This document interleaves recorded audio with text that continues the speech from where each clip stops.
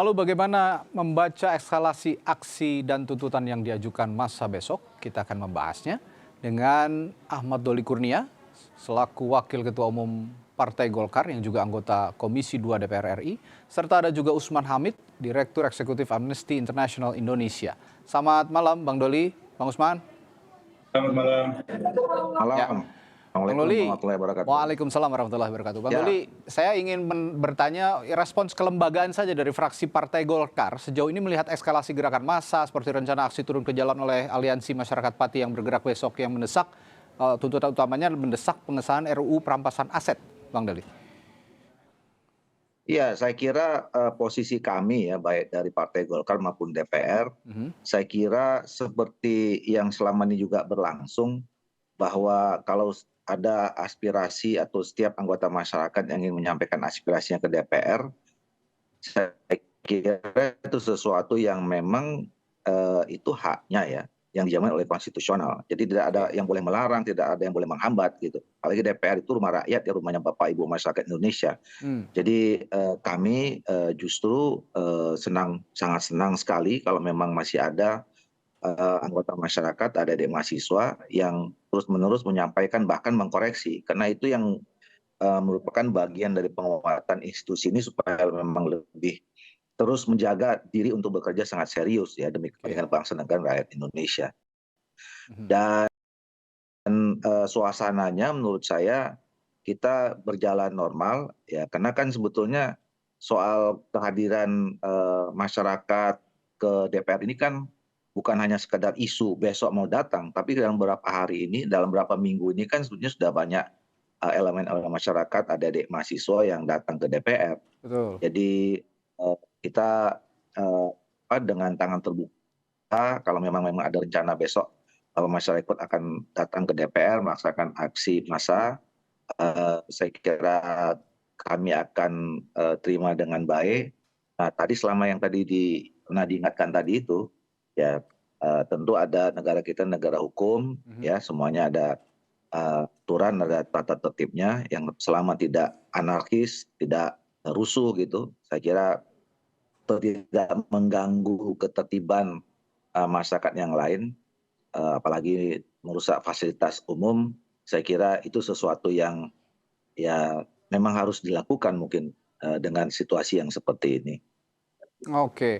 Nah, kira-kira sebagai parlemen artinya Anda juga melihat aksi ini sebagai bagian dari iklim demokrasi yang terbangun saat ini. Itu yang Anda tegaskan tadi.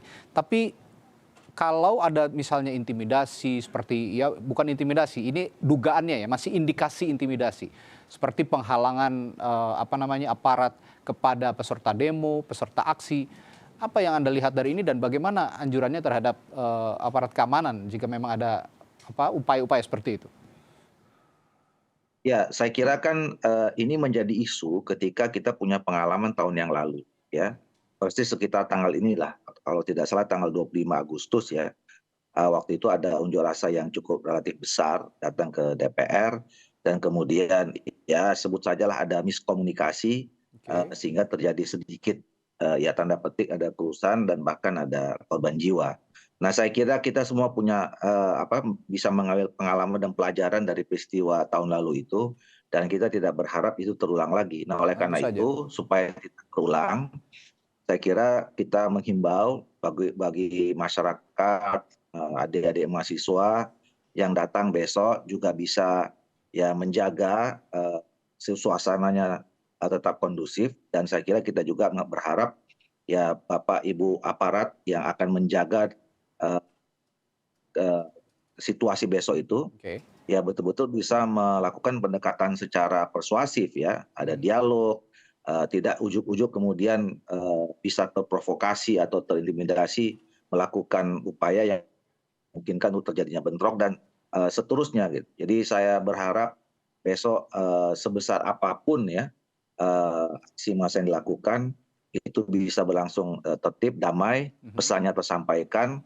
dan bapak-bapak dari kepolisian atau aparat penegak hukum yang akan besok itu betul-betul ya mengawal menjaga agar massa yang datang itu tertib, mereka terbuka dan bebas menyampaikan aspirasinya gitu. Ya, oke. Tanpa ada tekanan kira-kira gitu. Ya, saya sekarang bertanya dari perspektif HAM, Bung Usman, dan kebebasan berkumpul tentu saja. Apakah ada indikasi eskalasi yang berisiko, Bung Usman melihatnya, seperti misalnya kriminalisasi, intimidasi, atau penggunaan kekuatan berlebihan, terutama terkait pengalaman aksi sebelumnya dan isu pemblokiran rekening donasi warga Pati yang meskipun sekarang sudah dibuka kembali, tapi ada upaya pemblokiran sebelumnya, belum lagi ada upaya penghalangan warga yang ingin menuju ke Jakarta dihadang oleh aparat kepolisian. Bagaimana Anda melihat ini? Ya, saya melihat kembalinya masyarakat untuk turun ke jalan, baik itu masyarakat dari Pati maupun juga dari daerah lainnya, termasuk para mahasiswa di pekan lalu, adalah tanda bahwa aspirasi mereka yang pernah disampaikan pada tahun lalu belum juga didengarkan oleh pemerintah dan juga oleh DPR. Antara lain, misalnya tahun lalu mereka memprotes tentang proyek strategis nasional. Mereka memprotes tentang RUU perampasan aset yang tidak kunjung disahkan. Tahun lalu mereka juga memprotes perluasan peran militer dalam ranah sipil. Bahkan salah satu tuntutan mereka adalah kembalikan militer ke barat atau kembalikan fungsi konstitusional militer di dalam ketatanegaraan Indonesia. Dan juga mereka mempersoalkan sulitnya mencari lapangan pekerjaan di tengah situasi ekonomi yang merosot. Nah, oleh karena itu, berbagai persoalan kebijakan yang tahun lalu disuarakan oleh mereka seharusnya diperbaiki atau misalnya dievaluasi. Bahkan ada beberapa yang mungkin sebaiknya dihentikan supaya tidak terus menyulut protes dalam masyarakat. Tentu saja penting untuk mengimbau pihak kepolisian agar selalu mengedepankan pendekatan yang persuasif, yang humanis, yang sesuai dengan hak asasi manusia. Tetapi tanpa ada pemenuhan aspirasi mereka, misalnya dengan perubahan kebijakan, maka akan ada titik eskalasi massa di mana kepolisian mau tidak mau menggunakan pendekatan kekerasan. Nah, karena itu kuncinya kembali pada pemerintah dan kuncinya kembali pada DPR RI. Apakah ada tanda-tanda pendekatan yang represif itu? Ada. Kalau kita lihat demonstrasi Agustus tahun lalu, sampai hari ini masih terasa sekali pemenjaraan proses hukum terhadap para anak muda, mahasiswa, dan pelajar. Beberapa yang masih menjalani persidangan misalnya adalah Harik Anhar dari Universitas Riau yang sampai tanggal 31 Agustus nanti masih harus menjalani persidangan di Pengadilan Negeri Jakarta Pusat. Masih ada Yusuf Maulana, Mansurni Abadi, dan lain sebagainya. Nah, proses pemenjaraan hukum terhadap mereka meskipun begitu memukul, begitu menimbulkan rasa ketakutan dan dampak psikologis maupun fisik yang luar biasa, mereka tetap sulit untuk menghilangkan ketidakpuasan kepada negara, kepada pemerintah, dan kepada DPR sepanjang kebijakan-kebijakan tadi itu tidak dirubah oleh pemerintah. Nah, jadi saya sekali lagi meminta kepada pemerintah dan DPR untuk mencegah eskalasi lebih jauh dengan cara memenuhi tuntutan mereka, memenuhi aspirasi mereka. Kita tidak mungkin hanya mengimbau kepolisian misalnya untuk tidak menggunakan kekerasan, tanpa pengambil kebijakan, dalam hal ini pemerintah dan juga DPR, memenuhi apa yang dituntut masyarakat. Misalnya Pati menuntut RUU perampasan aset, itu harus segera dipenuhi. Kalau DPR bisa mengesahkan Undang-Undang TNI dalam waktu yang sangat singkat, kenapa tidak bisa mengesahkan dalam waktu singkat Undang-Undang perampasan aset? Itu pertanyaan masyarakat. Ya, ini kan begitu banyak, kalau kita bicara soal tuntutan dan aspirasi, begitu banyak sebenarnya tuntutan dan aspirasi yang sepertinya terakumulasi dari tuntutan-tuntutan yang tahun lalu tidak juga atau belum juga terpenuhi oleh pemerintah dan juga DPR. Nah, saya lagi-lagi nanti bertanya dari perspektif HAM, bahwa saat ini ada Aliansi Masyarakat Pati yang sepertinya punya tuntutan utama, ya ini tadi yang Anda sebutkan juga, RUU perampasan aset. Kira-kira seberapa mendesak RUU ini segera disahkan untuk menyelamatkan hak-hak ekonomi masyarakat? Jangan dijawab dulu, Bang Usman, nanti akan saya tanyakan setelah jeda di Sapa Indonesia Malam. Tetaplah bersama kami.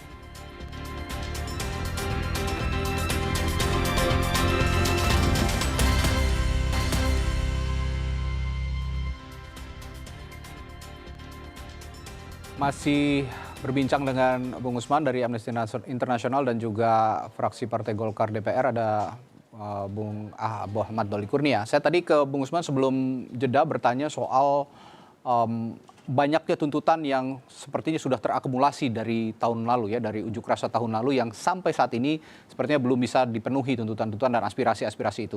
Nah, salah satunya soal perampasan aset yang tadi kita bahas. Kira-kira dari perspektif HAM, tata kelola pemerintah yang bersih begitu ya, seberapa mendesak sebenarnya RUU perampasan aset ini segera disahkan untuk menyelamatkan hak-hak ekonomi masyarakat? Karena dewasa ini memang ekonomi masyarakat yang banyak tertekan oleh kebijakan-kebijakan yang pemerintah tidak pro rakyat, dinilai oleh banyak kalangan. Bung Usman. Ya, jadi RUU perampasan aset sangat-sangat mendesak.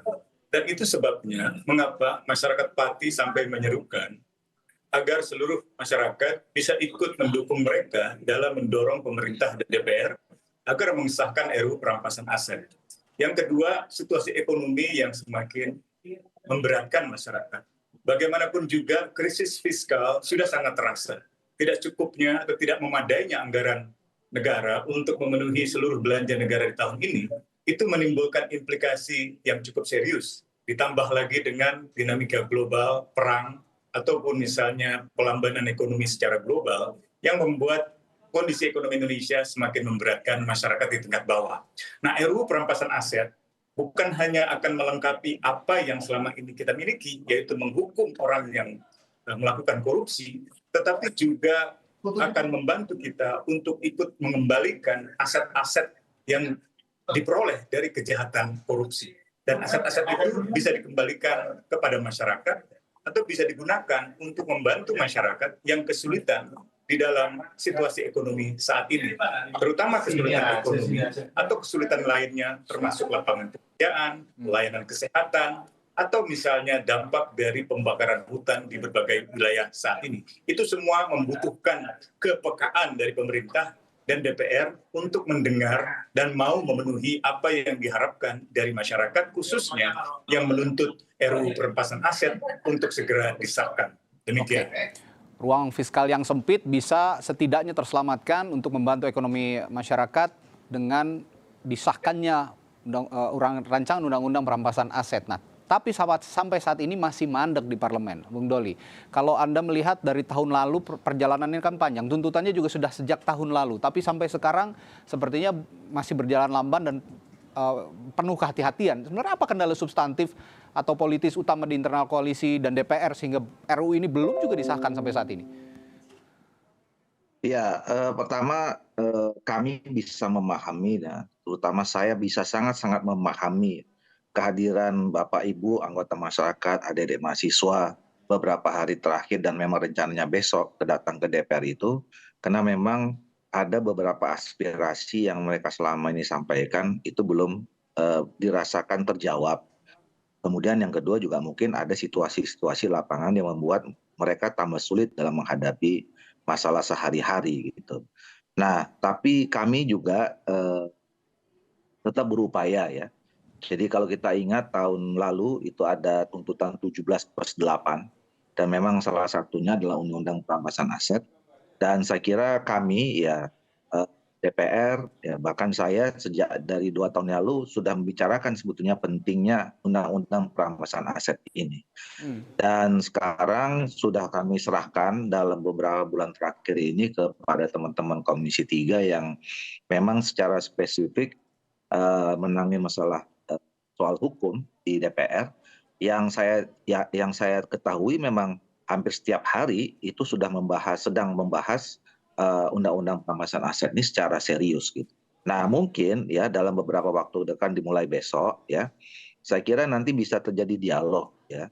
Aspirasi, keinginan, tuntutan yang disampaikan oleh masyarakat dengan bagaimana perkembangan yang terjadi sesungguhnya pada pembahasan undang-undang perampasan aset itu di DPR sehingga sampai saat ini belum rampung ya.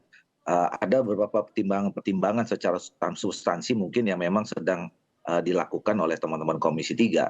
Oke. Jadi kita berharap sebetulnya dan mendorong terus ya supaya undang-undang ini bisa segera selesaikan dan semua perangkat-perangkat yang mendukung supaya implementasi undang-undang ini bisa dilaksanakan secara kondusif dan tepat secara efektif, itu juga saya kira sedang dirancang ke arah sana.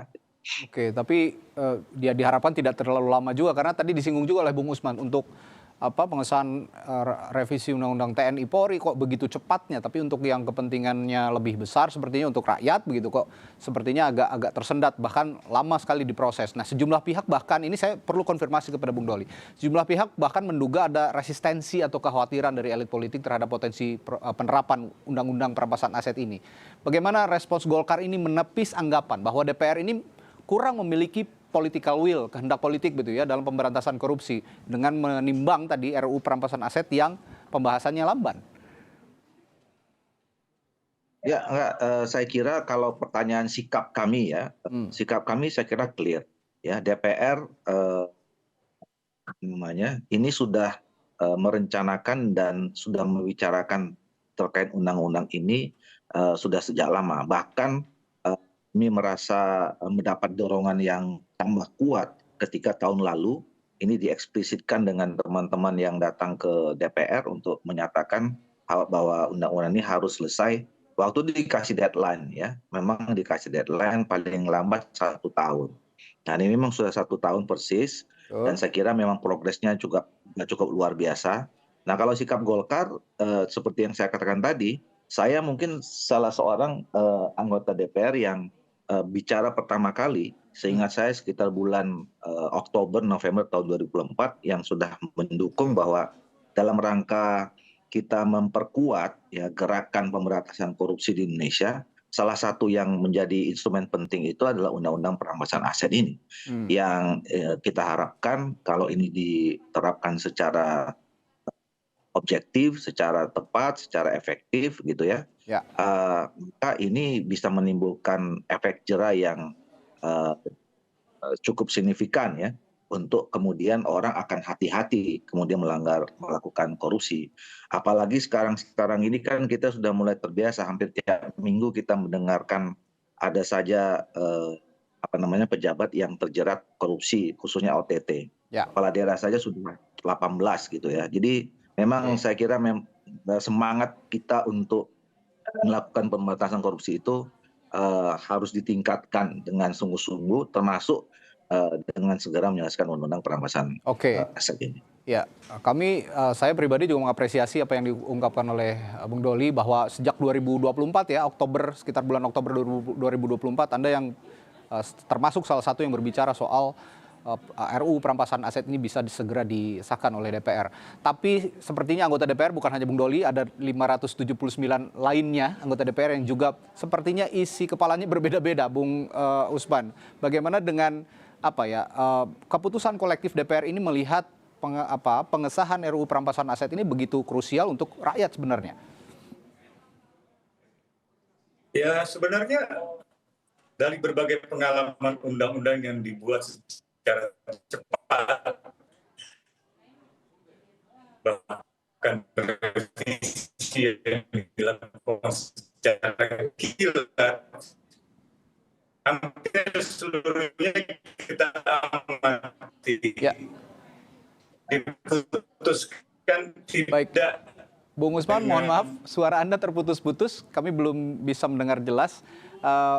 Kami beri kesempatan untuk memperbaiki koneksi jaringan. Sementara itu saya bertanya lagi dulu ke Bung Doli ya sambil memperbaiki jaringan Bung Usman.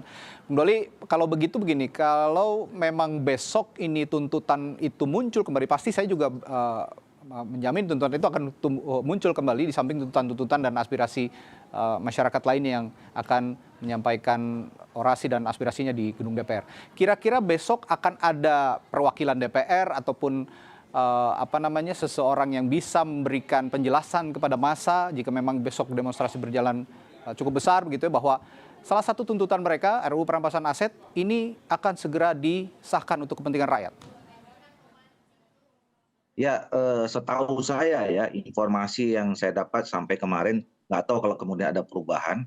Rencananya besok kan kita akan melaksanakan sidang paripurna.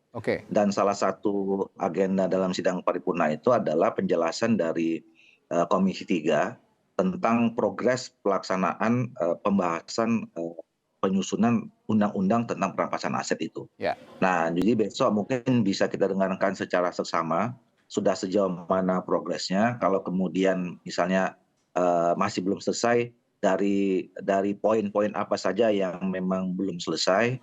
Nah, sehingga saya kira penting itu untuk disampaikan agar memang masyarakat tahu bahwa undang-undang ini dengan serius sedang dikerjakan dan sampai mana dan tinggal apa saja yang belum selesai. Gitu. Nah, mudah-mudahan itu tidak ada perubahan agenda itu. Dan kalaupun memang masih dirasakan kurang, ya, saya kira memang kita siap-siap saja ya kalau bilang besok ada perwakilan dari anggota masyarakat yang bisa menemui di antara kita mungkin yang sudah nanti akan diputuskan oleh diambil kesepakatan pimpinan DPR, terutama siapa yang akan bisa menerima dialog atau kemudian mendatangi Bapak, Ibu, adik-adik yang besok akan menerima aksi untuk melakukan dialog kan terhadap apa saja yang mau disampaikan. Mungkin ada hal lain selain undang-undang perampasan aset ya. Betul. Misalnya tadi disampaikan oleh Bung Usman yang berkaitan dengan program-program yang selama ini banyak tuntutan dari masyarakat untuk bisa dievaluasi ya, tentu khususnya terhadap implementasinya. Walaupun di beberapa program yang selama ini menjadi isu, yang menjadi pembicaraan, sebetulnya sudah mulai ada perbaikan-perbaikan ya. Ada perbaikan kepemimpinan, perbaikan pengorganisasian, terus tata kelolanya dan seterusnya. Nah, tapi mungkin terus kemudian dapat feedback lagi penting buat dari masyarakat. Oke, baik. Bung Usman sudah tersambung kembali ya? Iya, apakah terhubung? Silakan. Tadi mohon maaf tadi terpotong ada kendala koneksi. Silakan dilanjutkan untuk penutup dari perbincangan kita malam hari ini. Silakan Bung Usman. Ya, saya mengerti bahwa ada 570 lebih anggota dewan yang tentu saja secara ideal harusnya dilibatkan untuk membahas setiap kali ada produk legislasi. Nah, tetapi berkali-kali pula kami menyaksikan bahwa proses pembuatan undang-undang, perubahan undang-undang bisa dilakukan dengan cepat karena diputuskan oleh tidak lebih dari 9 orang pimpinan partai politik yang sebagian besar sekarang ini menjabat secara rangkap di kementerian-kementerian. Dengan kata lain, banyak sekali ketua umum partai yang juga merupakan pejabat eksekutif atau pembantu presiden.